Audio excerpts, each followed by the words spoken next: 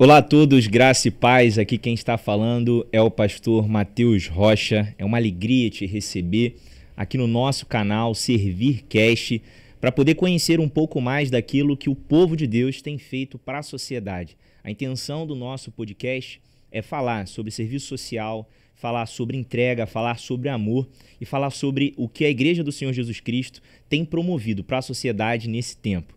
E para inaugurar esse programa, eu recebo aqui meu grande amigo, pastor Kelso Franco. É uma alegria ter você aqui, meu amigo. Peço até que você me cumprimente. É o primeiro convidado do nosso programa. E antes de iniciar, é claro, queria que o senhor se apresentasse um pouco, falasse um pouco a respeito de você e depois a gente começa a nossa conversa. Prazer, pastor Matheus, estar aqui com você e uma honra, né?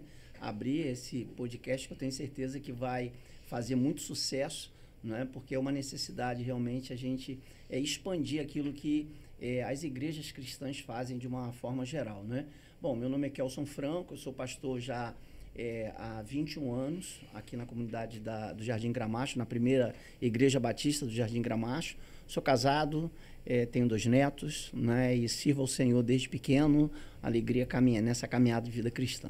Amém. Batista desde sempre, pastor? Desde sempre, desde 9 anos que cresci dentro do Evangelho. Embaixador mesmo. do Rei? Sim, toda essa questão aí, juventude, embaixador, juventude, adolescência, tudo mesmo? Dentro da igreja, tudo nesse convívio salutar, né? Para o jovem, para o adulto também, né? Para a família de uma forma geral. A vocação ministerial, como é que ela...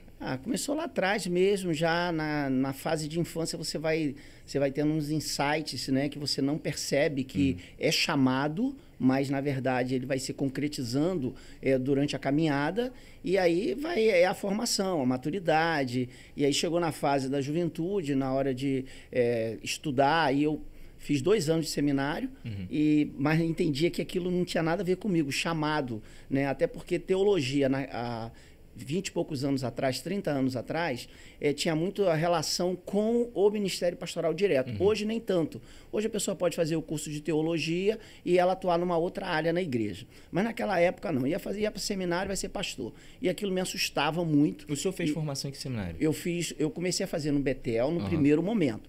Depois eu fiz no Seminário do Sul. Entendi. Mas aí eu desisti. Eu fiquei 22 anos na igreja, mas sem essa questão de seminário. Entendi. Quando retornei para o Seminário Betel, aí fiz 3 anos, matei algumas disciplinas, mas fiz 3 anos corridos, né, bem dinâmicos, para poder compensar, vamos dizer assim, o tempo, e aí depois fui para Jardim Gramacho. E fiz convalidação do meu diploma na Faculdade Batista, que é o antigo Seminário do Sul. E o que foi que mudou nesse caminho, né, nessa janela de 20 anos entre não perceber a vocação e o momento que foi percebido? A primeira coisa foi exatamente dar muita cabeçada, no sentido de tentar fazer alguma coisa que não estava dentro do raio da ação de Deus. Ou seja, não era aquilo literalmente que Deus queria para a minha vida. Me abençoava, que era o meu sustento pessoal, enfim, da minha família, mas nunca numa questão que fechava, a conta não fechava. E até que eu entendi, por várias situações que foram acontecendo, que o caminho era realmente o chamado. E aí, nesse processo aí, Deus foi confirmando algumas situações, e aí, no espaço de 3 anos, tudo aconteceu. Foi a formação e logo depois o convite para pastorear Jardim Gramacho, onde eu estou até hoje. 21 anos? 21, a gente estava conversando aqui nos bastidores, 21 anos. Caramba, 21 é muito anos. tempo, Não parece, né? Parece que foi ontem a experiência, né? Então, eu estava lá na 2ª Igreja Batista de Caxias, a igreja estava sem pastor, como é o nosso processo batista, né? É um convite, a todo um encaminhamento. E aí a igreja pediu que eu fosse lá para ajudar. A igreja estava vivendo um momento de uma vacância ministerial. E aí fui, e aí houve uma empatia da igreja, é claro, regada a muita oração também. Sim. E esse processo, então, ele foi finalizado. No dia 4 de dezembro de 2004, eu tomei posse como pastor da igreja. É uma marca que eu vejo no Ministério do Senhor, e eu aproveito essa oportunidade, que eu acredito que as pessoas que produzem algo positivo, que vivem um ministério de maneira coerente, elas precisam ser aplaudidas e louvadas. E quando a gente chega lá na primeira igreja de Jardim Gramacho, uma coisa que me chama muita atenção é a excelência em tudo que se tem ali. Às vezes a gente observa até na questão propriamente patrimonial, material, o zelo, o cuidado, a estrutura que hoje foi montada dentro desses 21 anos de caminhada, e é claro também com aqueles que começaram o trabalho antes do senhor, mas eu acho muito bacana como tudo é muito no detalhe, tudo é muito pensado, como é feito por amor, pelo senhor e pela comunidade local, né? Na verdade, a igreja teve 3 pastores, a igreja vai fazer 50 anos agora, ano que vem. Eu sou o 3º pastor da igreja. Os 2 que vieram antes, claro, cada um construiu a sua história, mas a verdade é que o patrimônio estava um tanto quanto desgastado, a gente tem um patrimônio pequeno, não é grande, mas o bairro ele é um bairro muito, muito cruel, com umidade, porque ali é uma baixada, é tudo aterro, enfim. E aí a gente foi cuidar, que faz parte também da minha... É uma questão pessoal, né? E a gente foi dando os toques, né? Assim, de ajuste. E também uma questão de, creio, o pastor Mateus, de valorização das pessoas. Eu acho que quando a gente encontra um público onde a autoestima é baixa, e essa realidade eu encontrei em Jardim Gramacho, porque a gente precisa pensar em Jardim Gramacho e pensar ele como um todo. Sim. Quando a gente fala em Jardim Gramacho, hoje menos, mas ainda lembra a história do lixo, né? O aterro sanitário. E as pessoas viviam no bairro já depreciadas por viver num bairro onde era o centro do lixo do Rio de Janeiro, o maior lixão aberto da América Latina. E essa peja aí, tremendamente desfavorável, ela marcava a igreja também, de alguma maneira. Ninguém queria ir para Jardim Gramacho, né? Então, tanto é que a igreja ficou num momento até difícil de escolher um pastor, porque dentro do contexto nosso, entre batistas, muitos colegas nem queriam ir para lá. Na verdade, a verdade era essa. Sim. Então, a gente foi trabalhar essa questão de ter um ambiente, porque quando a gente vai a um culto, o ambiente que nós vamos encontrar, o salão, uma sala limpa, um banheiro adequado, uma água para se beber, tudo isso, um ar-condicionado. Nós fomos, pra você ter uma ideia, o templo nosso não é o maior do bairro, mas nós fomos os primeiros a colocar ar-condicionado dentro do bairro. Sim. Então, assim, uma visão realmente de conforto, para as pessoas se sentirem, assim, a gente está num bairro onde ele foi maltratado por várias questões sociais, mas a igreja cuida bem da gente. Então, isso favoreceu também a melhorar a autoestima das pessoas. O senso de valorização, né? Sim. A gente comentava até aqui anteriormente, né, que como a localidade, o ambiente influencia a autopercepção da pessoa, né? Certo, então você mora num ambiente em que foi um lixão, em todos os problemas sociais que a gente conhece, e aí quando você vai na sua comunidade de fé, se ela reflete de alguma forma na estrutura, na estética, aqui a gente não está falando de evangelho, não está falando de palavra, é outra coisa, a gente está falando de estrutura mesmo. Se reflete essa mesma realidade de desorganização, de falta de estrutura, você vai reforçando, né, naquela pessoa uma ideia de eu sou pequeno, não consigo. Isso. E quando a igreja ela se torna esse espaço de empoderamento, né? É uma palavra que o pessoal de esquerda meio que se apropriou dela, mas eu acho que é uma palavra interessante, que é do próprio evangelho. O apóstolo Paulo diz que a gente tem que se empoderar do poder de Deus, né? Receber o poder. Mas esse empoderamento de dizer, não, eu sou parte desse bairro e esse bairro tem o seu valor, né? E a igreja se torna esse vetor, não, porque a minha igreja a gente vive aqui com excelência, a gente constrói as coisas e é maravilhoso ver o que está acontecendo tanto por meio desse zelo da igreja, mas também por meio dos trabalhos sociais. Eu queria que o senhor comentasse um pouquinho do que você tem desenvolvido lá. Pois falar de igreja é falar de amor, né? Eu quero citar aqui um versículo, separei, Gálatas 5, versos 13 e 14, o apóstolo Paulo diz que nós fomos chamados à liberdade, mas não devemos usar a liberdade para dar ocasião à carne, né? Ao pecado. Então, devemos servir uns aos outros em amor ou em caridade, algumas expressões dizendo isso.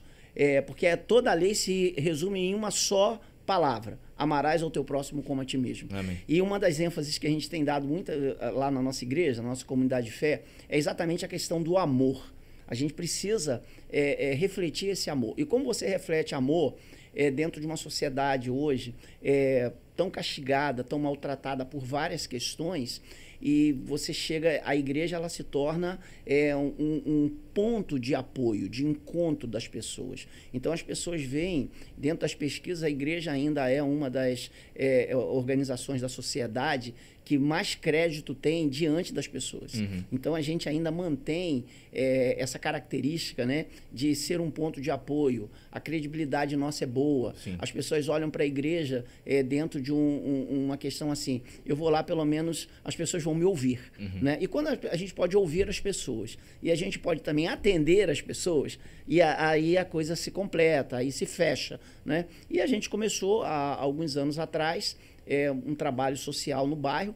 O nosso bairro, eu falava isso com você, a gente não pode pensar em Jardim Gramacho sem excluir a questão da situação que o bairro viveu.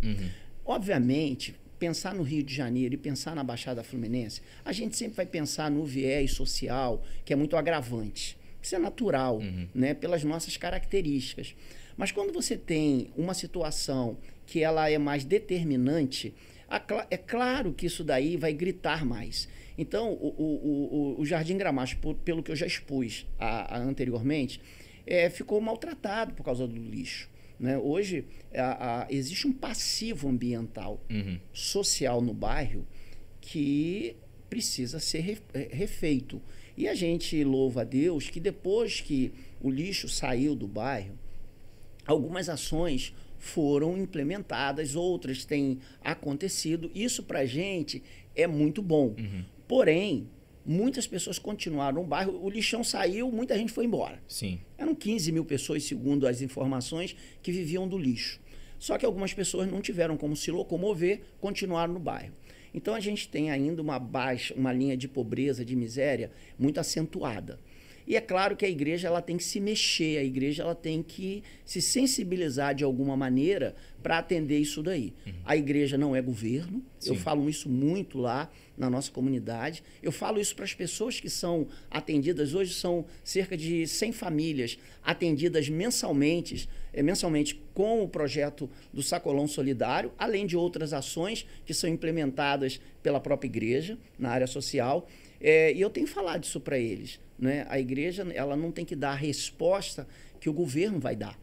Essa parte o governo tem que fazer, ele sabe fazer, ele tem mecanismos legais para fazer. A igreja não tem. Mas a igreja não pode fugir à questão do seu amor. Sim. A prática do amor fraternal com os seus e com aqueles que a procuram precisa ter um equilíbrio e precisa ser levado a sério. E nesse tempo a gente vem trabalhando exatamente, são 3 anos e meio de um projeto que entrega a cerca de 100 famílias cadastradas previamente, que são acompanhadas. Quantas famílias, pastor? São quase 100 famílias. 100 famílias? A gente arredonda, porque a partir de 90 ela flutua um pouquinho. Entendi. Então tem meses que a gente atende 100, tem meses que a gente atende 95, mas a nossa lista de espera é maior. A gente tem uma lista de espera aí de umas 140 pessoas. Caramba. A gente não consegue atender, porque, como eu falei, a demanda é muito grande. E a gente tenta criar um filtro para que a gente seja razoável naquilo que a proposta que a gente tem de atender. Não de resolver o problema, mas de sermos talvez um agente participativo de minorar o problema que a pessoa está passando. Eu acho que o senhor tocou num ponto que é interessante, né? O fato da igreja ela não ser governo. Porque a gente não pode fazer da igreja simplesmente uma ONG, não é esse o propósito. Tem algumas linhas teológicas, né, que reduzem a própria ideia de igreja, a própria mensagem do evangelho a uma questão social. E não é isso. Nós sabemos que a finalidade do evangelho é a salvação da alma do indivíduo. Jesus veio para isso, para nos resgatar. Mas que essa salvação ela possui efeitos, né, efeitos concretos, materiais e reais. E eu vejo que o grande trabalho que é desenvolvido ali no Jardim Gramacho, e essa é a minha opinião pessoal, pela Igreja do Senhor, pelo Ministério do Senhor, é trazer a consciência, a responsabilidade dos indivíduos e de nós, enquanto cristãos, no bem-estar do outro. Porque, apesar de, segundo a gente pega a nossa Constituição, a gente pega a nossa lei, a gente sabe que o governo ele tem uma obrigação de cuidar, de assistir. Mas quando a gente joga essa responsabilidade para longe, né, a gente tem a tendência de o cara tá passando necessidade do meu lado, tem um problema real no meu bairro, e ao invés de eu assumir a responsabilidade de tentar resolver esse problema, eu quero jogar para o político, para o prefeito, para o governador. Não que não seja a responsabilidade deles também, mas muitas das vezes carece a consciência do indivíduo de que também é minha responsabilidade. Não só como cidadão, mas como cristão. Perfeito. Porque eu carrego a mensagem do amor, eu carrego a mensagem da entrega. Então, quando eu tenho uma mobilização, eu queria que o senhor falasse também um pouquinho sobre o Sacolão Solidário, né? Quando a gente tem um movimento desse, mensal, de entrega de alimento, pensando na nutrição do povo, que envolve a comunidade, você vai trazendo esse senso de responsabilidade. Perfeito. Projetos sociais existem aos montes. os programas sociais do governo estão aí, e a gente criou um contraponto em relação a isso, não uma crítica vazia por si só. Sim. Eu tenho dito às pessoas, a gente entrega o sacolão uma vez por mês, né? E eu quero abrir um parênteses aqui para dizer que hoje a gente tem um grande parceiro nosso, que é a Igreja Batista Acolher, a igreja do qual o irmão faz parte, né? O pastor Eliseu é o presidente da igreja, e a gente tem feito uma parceria, a igreja lá tem atendido também, tem somado esforços para que a gente possa atender com mais qualidade esse projeto. E uma coisa que eu tenho falado é o seguinte: os projetos sociais, de alguma maneira, os projetos implantados pelos governos, eles têm uma característica, né? A pessoa entra e a pessoa acha que aquilo ali é permanente. Na igreja, o nosso projeto ele é meio, ele não é fim. Então, ele é um meio para a pessoa poder, num momento de dificuldade, ela linkar aquela ajuda e poder sair daquela situação que ela se encontra. Então, ela é assistida. Se ela precisa de um encaminhamento para um trabalho, a gente vai correr atrás com o currículo dela, a gente vai dar meios para que ela possa entender que existe, por exemplo, uma secretaria na cidade de assistência social, que lá tem um balcão de empregos. Então, esse trabalho a igreja pode fazer. Sim. A igreja não está fazendo a política social do município. A igreja está informando ao munícipe que ele tem acesso e que ele pode usar aquele acesso ali. E a gente vai usando nossos meios de comunicação, de influência, para colocar pessoas trabalhando. A gente já inseriu na sociedade, no mercado de trabalho, várias pessoas. E aí é o mais interessante, porque a gente está criando a consciência seguinte: se você está sendo assistido pelo projeto da igreja e você conseguiu um trabalho, então você já não está mais na condição a qual você chegou aqui. Então, se a sua condição é melhor, tem alguém que está hoje na condição igual ou pior na que você chegou. Sim. Então, você passa a bola para outro e segue a tua vida. Que legal. Então, eu tenho falado todo mês, vocês já foram lá na igreja no dia da entrega, você, o pastor Eliseu e outros irmãos, a gente fala o seguinte: isso aqui não é fim, isso aqui é meio. Então, a sociedade está mal acostumada com os projetos sociais, né, os programas sociais do governo, que vai ficando a vida toda. A pessoa, ela não quer mais trabalhar, ela não quer mais ganhar um salário mínimo, porque ela tem que pegar o trem, ela tem que pegar o ônibus. Toda essa confusão social que nós estamos vivendo, eu procuro diluir pela informação na igreja. Até porque eu tenho um público, ele tem que ir lá ouvir a palavra. Sim. É a única exigência que a igreja faz. É exatamente essa, que as pessoas que são assistidas pelo projeto, elas uma vez por mês, geralmente é o último domingo de cada mês, elas chegam 8h30 da manhã, nós servimos um café para as pessoas ali, e depois nós nos reunimos, nós cantamos alguns louvores, damos uma palavra. Essa palavra geralmente é uma palavra bíblica, mas também nós temos então, algumas participações sociais. Por exemplo, nós já levamos nutricionista para falar sobre reaproveitamento de alimentos. Caramba, que legal. Nós já levamos profissionais que não são evangélicos para falar sobre violência doméstica, como a mulher, por exemplo, que hoje a violência doméstica está muito focada na mulher, mas como ela pode reagir no sentido de denunciar, quais são os instrumentos legais que ela tem. Nós já levamos, agora fechamos o Setembro Amarelo, falando sobre suicídio, levamos uma profissional da área de saúde mental para poder explicar um pouco sobre algumas saídas que a pessoa tem. Então, a questão não está fechada em dar o sacolão para a pessoa, que eu quero falar depois o que é esse sacolão. Sim. Mas em si informar também aquela pessoa para que ela se torne um cidadão melhor, para que ela possa, na sua caminhada, na sua reconstrução de vida, ela ter meios, parâmetros para poder falar: poxa, eu cheguei aqui, mas eu posso sair daqui e chegar aqui. E eu acho que fica interessante isso, pastor, porque você consegue construir a própria narrativa essencial do evangelho dentro desse serviço. E eu vou explicar o que eu quero dizer. Você recebe a assistência da igreja e, por meio dessa assistência, você vê uma doação de amor, uma entrega. Qual é a condição que se tem para receber aquilo? Nenhuma. Você não exige que ele seja um cristão, não exige que ele seja um evangélico. É o venha como estás. E ele recebe aquela porção. E, ao receber aquela porção, ele também recebe uma mensagem de consciência que, em determinado momento, será a sua vez de doar. Isso. E é isso que é a mensagem do evangelho, porque Deus nos amou primeiro. E a partir desse amor absoluto, incondicional, agora eu estou numa posição de me entregar, de amar o outro. E a gente consegue fazer isso por pequenos gestos. Aí leva o necessitado à igreja, ele recebe aquele alimento, aquela porção, e ele também recebe a consciência de que existem outros que ele também precisa ajudar. E ele assume uma responsabilidade. Qual a responsabilidade?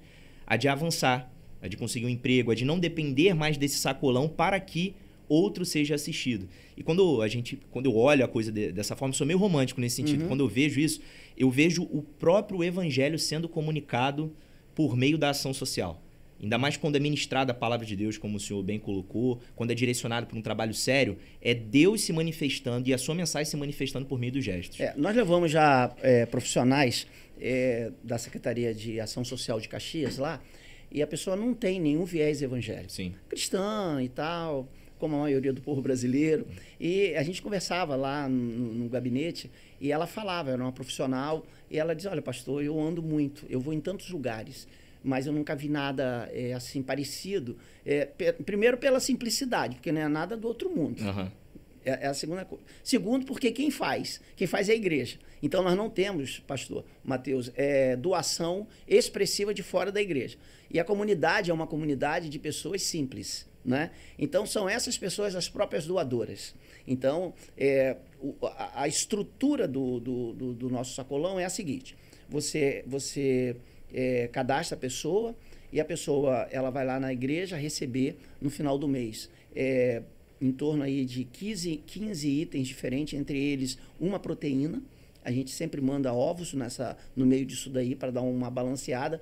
Então, tudo isso é comprado no Ceasa. Então, a gente não faz recolhimento em sacolões no bairro. Então, exige uma logística grande, exige, né? Porque a arrecadação, compra... É o dinheiro. Sim. A gente vai ao Ceasa, geralmente no sábado, na sexta ou no sábado. A gente compra tudo fresco, né? Tudo caixas fechadas. Então, a gente não dá nada que nós não consumiríamos. Que legal. Então, não vai nada estragado, nada disso. Né? E isso é embalado, tem uma balança. Então, a gente pesa lá a batata, a gente pesa lá a cenoura, a batata doce, a aipim, enfim. Tudo é pesado e tudo é colocado num saco, uma sacola. Saquinho, igual você vai no mercado e pega lá na bobina. Né? É isso, que legal. Na verdade, esse daí é um início de um projeto maior que eu vou falar daqui a pouco. Ô, benção. Porque, na verdade, se a gente falar assim para uma pessoa que está vivendo um momento muito difícil, dar dignidade para ela que ela não está recebendo o resto. É isso. Infelizmente, tem projetos por uma necessidade, às vezes, que é gritante, alguém quer dar uma resposta, então vai lá, ó, tá sobrando aqui 3 caixas de batata. E ela pega aquela batata, ela corta o que se aproveita e ela dá para a pessoa, vem cá, abre sua sacola aí. A gente não abre a sua sacola, você leva a nossa sacola.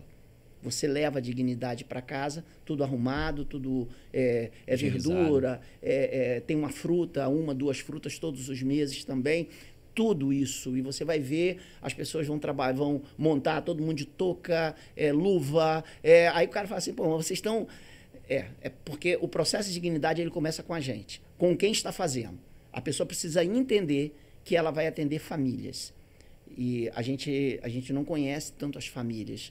A gente não faz nenhum tipo de corte. Esse pode, esse não pode. A gente visita... Se está dentro do padrão que a gente precisa, é claro, se uma pessoa tem uma condição razoável financeira, ela não preenche os requisitos, porque aquilo dali é para atender uma demanda social que nós já filmamos dentro do bairro. Agora, e tem pessoas de fora do bairro também, que é o mais impressionante. Tem gente de outros lugares que vão lá receber, porque realmente a situação é um desemprego que atropela a família. Sim. Sem que a pessoa esperasse. E aí sabe do projeto, um indica para o outro. Então, e de onde nasceu a ideia? Assim, hoje a gente tem muito projeto que dá ali a cesta básica. Uhum. Mas a cesta básica não tem um alface, não tem uma proteína, muitas das vezes, não tem aquilo que é necessário para a parte nutricional. Uhum. De onde surgiu essa percepção e essa inspiração para, caramba, vamos atender isso daqui? A parte da dignidade fica claro, mas assim, de onde surgiu isso? Era o contraponto das compras, da bolsa do... Como é que é o que você falou aí? A bolsa de compra. Ah, sim. Da... Acabei de esquecer. Falei agora, esqueci. Exato. A cesta básica. A cesta básica. Era o contraponto, que todo mundo fazia a cesta básica. Sim. A gente queria fazer algo diferente também. Né? A cesta básica já tem um montão de gente que dá, Sim. a pessoa já ganha lá o cheque, está participando de um programa do governo, um mal ou bem e tal. Uhum. A gente queria que fosse mais alguma coisa, que a gente pudesse, com isso daí, fazer alguns links. Né?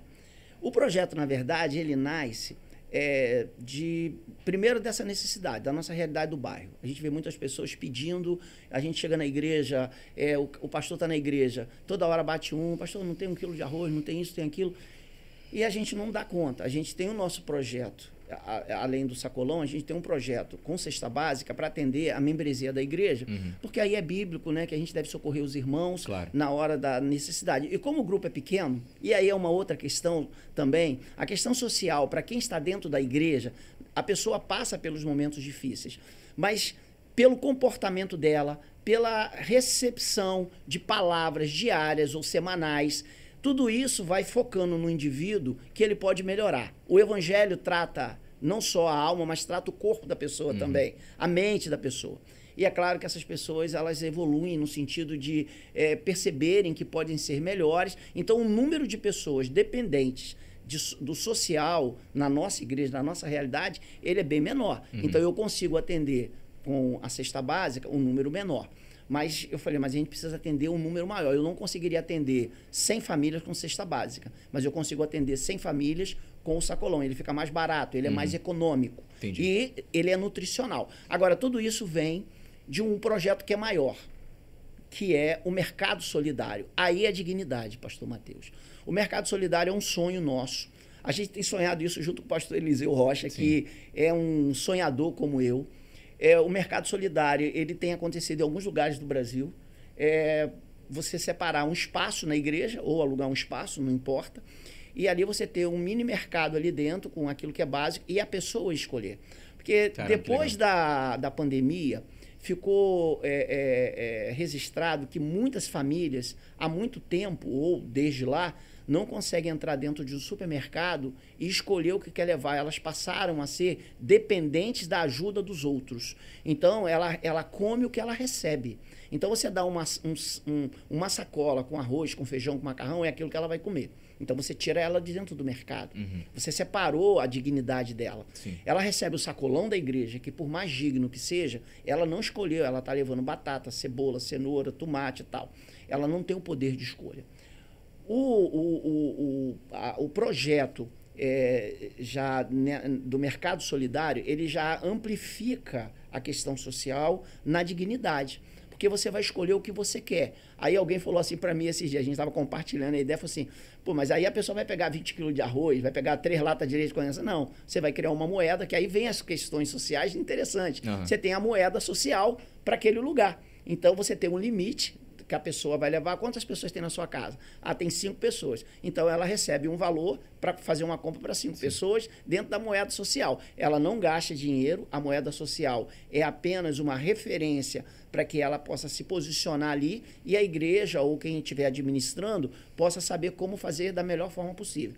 Essa é a dignidade que eu estou sonhando. Que bacana. Mas é um sonho ainda, mas a gente tinha que pavimentar a estrada primeiro, entendendo essa dimensão social. Porque quando você fala de social, você está falando de muita coisa. Você não está trabalhando, né, dar uma bolsinha para a pessoa. Toma isso e vai embora. Não é só o material, né? Tem o caráter emocional, o caráter espiritual também que precisa ser tratado. Dentro do que o senhor está falando aí do mercado social, eu tive a oportunidade de conhecer na igreja da cidade, São José dos Campos, com o pastor Carlito Paz, que lidera aquela comunidade de fé.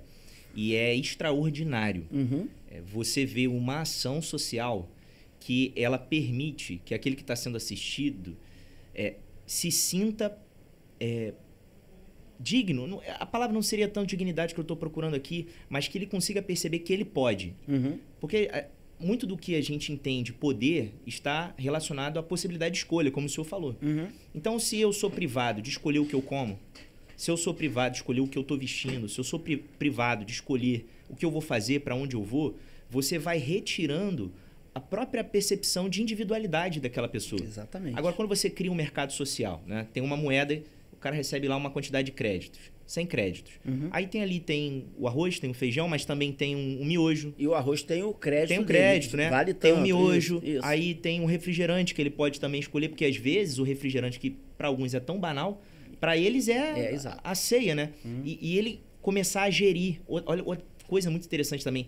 Ele pode gerir o próprio recurso. Ele tem um recurso que está sobre a gerência dele.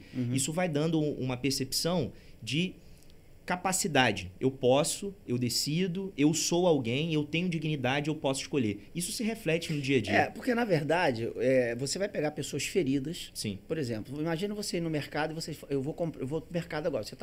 Você tá com dinheiro no teu bolso. Você chega no mercado, o dono do mercado fala assim, você só pode comprar isso, isso, isso. Mas eu não quero comprar isso. Eu tenho dinheiro para pagar, eu quero comprar isso. Não, isso você não pode comprar.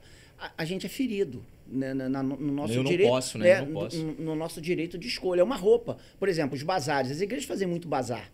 Né? A nossa igreja faz o bazar social. Esse mês de outubro nós vamos ter Outubro Rosa, a gente vai dar roupa e tal. A pessoa chega lá, você pode pegar, a gente já até trabalha diferente. Você pode pegar até quantas pessoas são. São tantas pessoas. Quantas crianças? 3. Você pode pegar X peças e tal, para a gente poder criar um filtro. Agora, já é um início de uma mudança. Mas imagina se essa pessoa, ela pode chegar e ela pode escolher a roupa que ela quer levar. Tem lá vestido, tem calça comprida, porque o mercado solidário, ele contempla também a questão do vestuário. Sim. Numa cesta básica, não vai, por exemplo, óleo de passar na mesa. Não vai o sabão de coco. E a pessoa quer usar o sabão de coco na casa dela. Botar um cheiro na roupa, né? Pode ser besteira, pastor. Não é. Quando você lida com pessoas, a gente está tão no automático. E o mais interessante do Evangelho é você olhar pelo olhar de Jesus, quando ele olhava as pessoas. Jesus parava para perceber o que era o sentimento das pessoas. O que as pessoas estavam sentindo, o que elas estavam vivendo. Jesus sentia a dor. Os discípulos de Jesus não conseguiam compreender, e alguns deles, em alguns momentos, os evangelhos vão narrar isso, eles estranhavam o comportamento de Jesus, porque estavam numa vibe, Jesus estava na outra. Isso. Mas se a igreja ela não compreender, a gente passa batido. Eu gostei do que o senhor falou, porque me lembrou de uma frase que Jesus sempre dizia: o que queres que eu te faça? Era evidente, muitas das vezes, o problema, né? Como tem a situação social. Qual é o problema? É a fome. A gente vai no automático, então toma aqui a comida. Mas Jesus, ele parava e perguntava: mas o que você quer que eu te faça? Você aí trazendo, claro, tirando um pouco do lado espiritual, mas trazendo para o lado emocional, é realmente isso que você quer? Você pode escolher, você pode decidir. Eu acho que é um pouco disso que o mercado social faz. Né? Você quer ser salvo mesmo? É isso. Você quer ser curado mesmo? Você está de brincadeira aqui? É exatamente isso daí. Quando você tem esse diálogo com as pessoas, quando você consegue criar essa forma de conversa, as pessoas começam a entender que não é mais um projeto. Como eu já ouvi lá, pastor, eu pegava um montão de lugar aqui dentro do Jardim Gramacho, todo lugar onde dava e tal, eu fui percebendo que algumas palavras do Senhor começou a mexer. Quer dizer, eu estava pegando o lugar do outro. Toda essa questão, ela no somatório, ela faz diferença. É claro que a gente não é bobo, a gente não é ingênuo, que é todo um contexto, é uma construção. Mas se alguém não começar, pastor, a gente nunca vai ter resultado, um resultado aprimorado. Eu não sou o primeiro, é claro que há outras igrejas, outras organizações fazendo. A questão toda é que o que a ONG faz, eu acho que a igreja pode fazer diferente. De uma ONG com todo respeito e com tudo que ONGs que estão aí instalados no mercado realizam, mas essa igreja tem um viés diferente. O pensamento nosso é diferente. O nosso modelo, ele é tremendo, que é Jesus. Então, tudo isso faz com que a gente faça da melhor forma possível. E o fundamento, né? Eu estava conversando isso no podcast que eu participei recentemente, e as pessoas às vezes dizem que a gente é iludido, né? Porque o fundamento de todo o cristianismo são 3 palavras, que a tradição medieval vai chamar das virtudes teologais, né? Fé, esperança e amor. Então, o que move? Move a fé e a esperança. E aí entra no que o senhor está falando, né? A gente não é iludido, a gente não é bobo, a gente sabe os problemas que tem, sabe da dificuldade que é, sabe que talvez seja uma vida para que...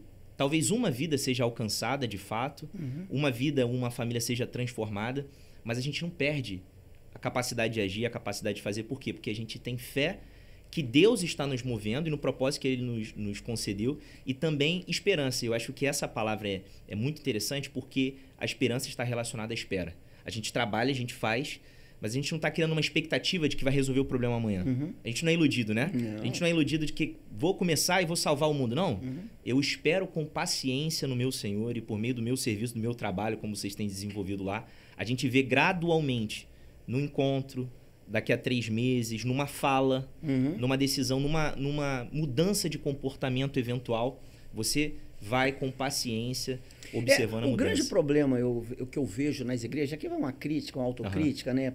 Nós evangélicos, né? Eu acho que é reposicionar a sociedade a partir da visão da igreja. Acho que a igreja ela consegue, pela ótica do evangelho e pela ótica bíblica, ela consegue caminhar em todas as áreas da sociedade de uma forma mais excelente. Então, por exemplo, o bairro está passando por uma transformação, como eu falei no início, tem tido várias ações governamentais dentro do bairro, e eu elogio todas elas, porque eu acho que aquilo que é bom, e por mais que eu não more dentro do Jardim Gramacho, eu moro ao lado, Sim. Eu moro na vila, mas eu vivo o bairro, toda hora eu estou dentro da igreja, aquela coisa toda, a gente passa no bairro, conhece as pessoas, então eu valorizo muito isso. Através da igreja, a gente reposiciona as pessoas também. Então, por exemplo, as ações que vêm, a prefeitura está fazendo um trabalho muito interessante dentro do bairro, que é a canalização do canal Rui Barbosa. Sim. É um canal que... Só para contextualizar, pastor, porque a gente está na internet, eu acabei esquecendo, nós somos do Duque de Caxias. Nosso prefeito Netinho Reis. Isso. E a prefeitura está fazendo uma canalização do canal Rui Barbosa. É um canal de 1 quilômetro, é pequeno, está cobrindo o canal e coisa e tal. As pessoas jogavam lixo, e quando a prefeitura começou a fazer o trabalho lá, teve gente que reclamou do trabalho, porque ela saía próximo ao canal, tem ruas, tem moradores, a pessoa jogava, olha que absurdo, jogava da varanda dela o lixo dentro do valão, só que o valão transbordava e entrava na casa dela. Por que eu estou falando isso? Porque dentro de todas as ações que a gente faz, a gente cria a ação social, o social da igreja no âmbito de mudança de mente. De mente, é isso. Então eu falo, a gente culpa o governo de várias ações, mas qual é o nosso posicionamento? A nossa responsabilidade, social. Né? Olha, a igreja ela tem responsabilidade. A Bíblia nos ensina a responsabilidade social, a responsabilidade ecológica, ambiental.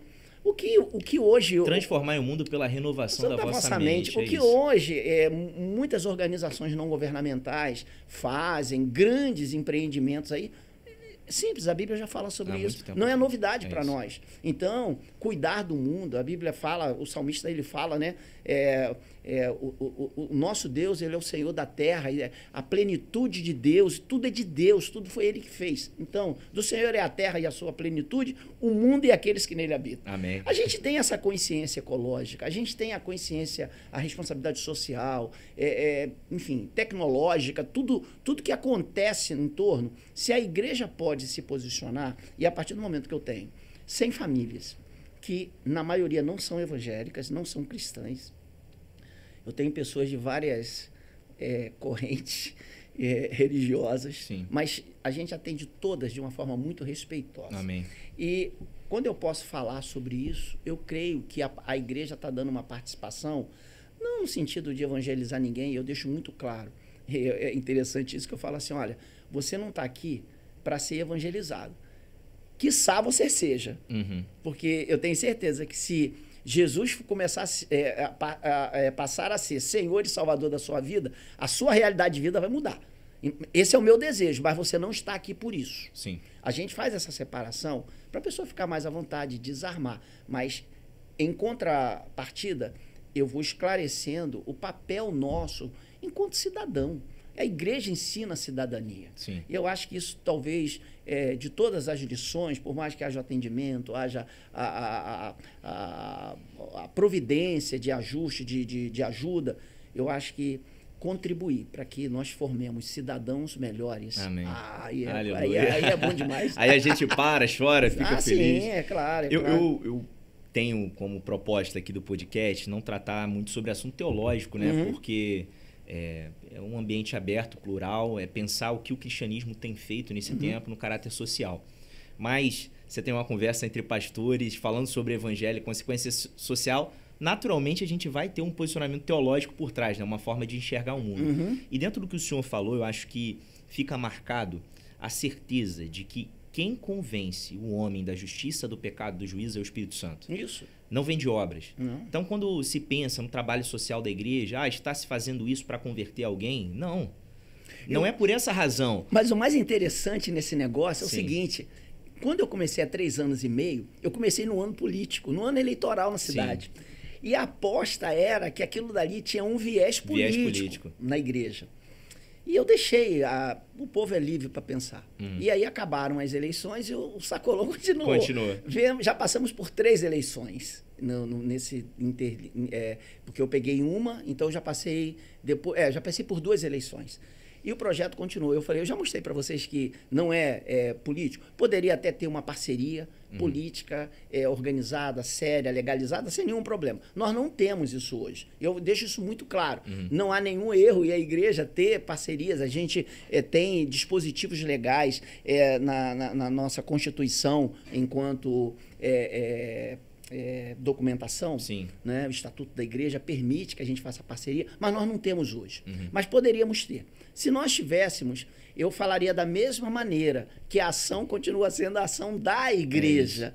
Então, esses esclarecimentos, a sociedade não tem no dia a dia. Porque uma pessoa que entra em outros projetos para receber alguma coisa, talvez a proposta do projeto não seja esse esclarecer, seja um entregar. O nosso não. O nosso é o atender, mas é o esclarecer também, é o conscientizar. Para a gente é muito importante. O pastor Paulo Borges Júnior, ele tem uma frase que vai ao encontro do que o senhor está falando, quando ele fala que o maior problema que pode ter na caminhada de alguém que está buscando viver o seu propósito é se preocupar em dar justificativas do porquê está fazendo o que está fazendo. E não existe nada que fere mais alguém do que quando os seus reais propósitos são colocados em xeque. Então, imagina o senhor numa igreja local, quase 20 anos já, 3 anos atrás, quase 20 anos, sendo questionado do porquê uma ação social.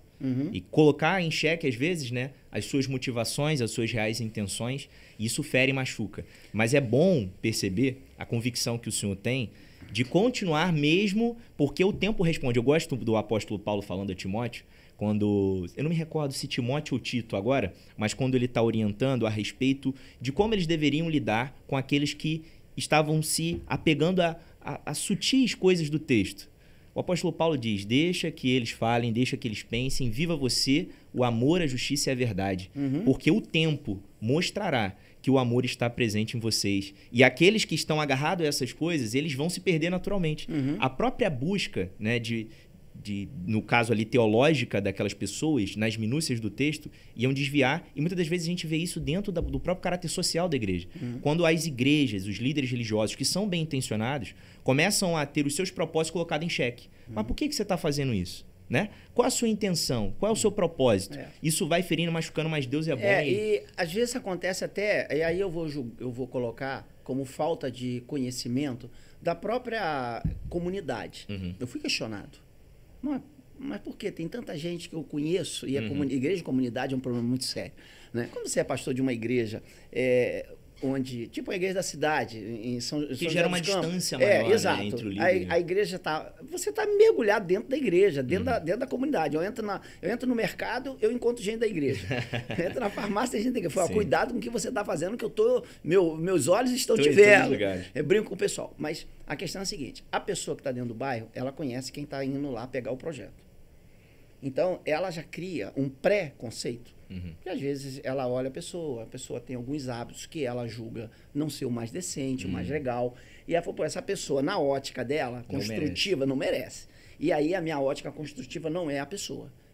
É o amor de Deus. É porque a lógica do amor é essa. Porque eu falei, irmão, você acha que você merecia ser amado por Deus, como você foi? Por mais que você seja cheirosinho, limpinho, bonitinho, tudo bem.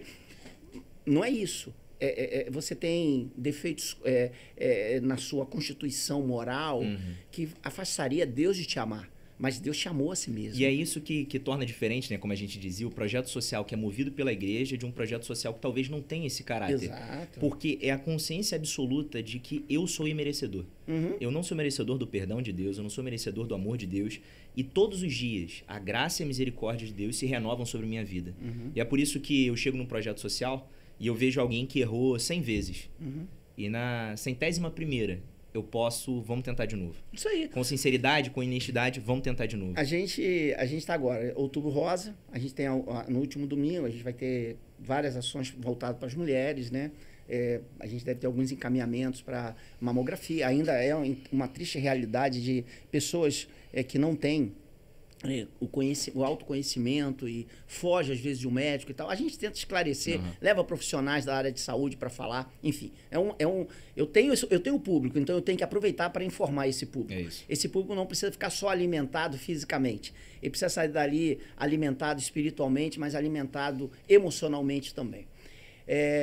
Então, no final de outubro, a gente tem todo esse trabalho. Mas em dezembro é um mês emblemático. A gente vai chegar em dezembro agora.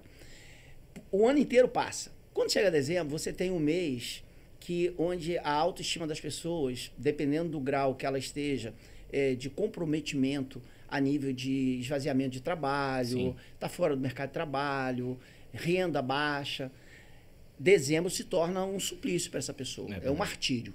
E aí, há 2 anos atrás, nós começamos, então, no final do ano, a entregar o sacolão solidário de Natal. Que legal. A gente colocou o nome Natal para dar uma expressão do mês de dezembro. E a gente entrega, aí a gente faz um negócio diferente. Além da gente dar o sacolão normal, a gente dá um reforço nesse sacolão, por ser um período que as pessoas comem mais e tal. Aí a gente coloca agora também uma ave natalina, alguma coisa assim, frango e tal. Aí panetone. Aí ano passado a gente conseguiu já dar panetone, aí a gente dá maionese, aí a gente dá batata para fazer um salpicão e tal. E qual é a ideia? A ideia, a gente sabe que Natal não é isso. Nós temos essa ideia, o que é o Natal representar para nós. Mas a gente sabe também que nós vivemos dentro de um contexto social. Sim. E o Natal é uma data trabalhada muito pelo comércio. Exato. E atinge as pessoas. Claro, as pessoas atingem porque as pessoas querem botar uma roupa nova, não coloca. Não pode dar um presente para o filho. Esse ano, a gente está ampliando mais aí na parceria com a Igreja Acolher, a gente está ampliando mais isso daí. Né? A gente vai atender as crianças do projeto. Caramba, que legal. A gente vai melhorar a nossa estrutura de entrega do sacolão. Eu não posso falar muita coisa aqui, porque tem muita coisa que é surpresa. Né? Mas eu quero louvar a Deus pela visão da Igreja Acolher, porque é parceira mesmo, né? E movida pelo amor. Mas eu quero deixar, se você me permitir, para os nossos telespectadores aqui do nosso podcast, se você quiser ajudar a gente no Natal Solidário, aleluia, olha, eu quero contar com a sua ajuda. Né? Nós temos um Pix da Primeira Igreja Batista Jardim Gramacho, né? O CNPJ 30244065 ao contrário 43. Mas você pode visitar as páginas da igreja, PIB Jardim Gramacho, Sacolão Solidário também, nós temos uma página no Instagram, e você vê o que nós estamos fazendo. Se você quiser contribuir com R$10, R$1, R$5, 100, enfim, não importa. Você pode contribuir, vai ser muito útil convidar você a estar lá. No 3º domingo de dezembro será essa entrega especial e nós vamos fazer, pastor Mateus, uma grande festa, a maior de todas que nós já fizemos. Que legal. Como eu disse, é um mês emblemático. É um mês onde as emoções elas estão à flor da pele. E a gente sabe que eu venho de uma família pobre e eu nunca passei necessidade ao extremo, não é isso. Mas, às vezes, a gente via algumas coisas, criança, né, vê na mesa e às vezes você não tinha. Então, esse sentimento, ele vem. Eu costumo dizer lá na igreja, o pessoal do Sacolão, minha avó foi da igreja metodista ali na Kennedy, no centro de Caxias, né? Sim. Muito tempo. E eu acho que quando eu nasci, eu tinha intolerância à lactose. Porque a igreja metodista, o braço social da igreja, não sei hoje como está, mas antigamente era um braço social muito forte. Eles recebiam um leite chamado leite da América. Eu lembro ainda, eu tenho uma vaga lembrança que era uma sacola plástica, o leite amarelo, mas era muito forte. E minha avó se cadastrou lá para pegar leite para mim. Porque minha mãe não tinha condições de comprar um leite especial, não sei nem se naquela época tinha. Eu sei que aquele leite me abençoou muito. Então, eu costumo dizer o seguinte, você não tem que ter vergonha de estar participando de um projeto social. O projeto social tem que te dar dignidade. Aí a gente volta no início, a gente já está terminando, a gente volta no início do podcast. A ideia é a dignidade. Porque, às vezes, as pessoas chegam muito feridas. E é tênue, tá? Se você não souber tratar essas pessoas, por mais que você esteja dando alguma coisa, elas podem sair se sentindo mais indignas do que quando elas entraram. Com certeza. Então, a gente precisa ter esse balanço aí para a gente poder atender bem as pessoas. Pastor, eu fico muito feliz de ter recebido o senhor aqui, nosso primeiro convidado. Espero que, primeiro de muitos, que o senhor volte mais vezes, Poxa, né? vai ser um Já prazer. fez o convite aí para que o telespectador, quem estiver nos ouvindo, acompanhe o trabalho nas redes sociais, como o pastor aqui bem colocou, Sacolão Solidário, também Primeira Igreja Batista de Jardim Gramacho, PIB Jardim Gramacho. Isso. Você consegue encontrá-los no Instagram e acompanhar o trabalho que acontece. Lá tem as fotos, né? Tem tudo E aí você lá, vai ver filme, lá, tudo lá. vai estar lá o como é feito, a dignidade que é comunicada. E eu tenho certeza, pastor, que isso que está sendo plantado hoje, através do seu ministério, da sua igreja, vai alcançar muitas pessoas e vai inspirar. Eu acho que o grande quê da mensagem do Evangelho é que ela não resolve simplesmente algo pontual, ela inspira.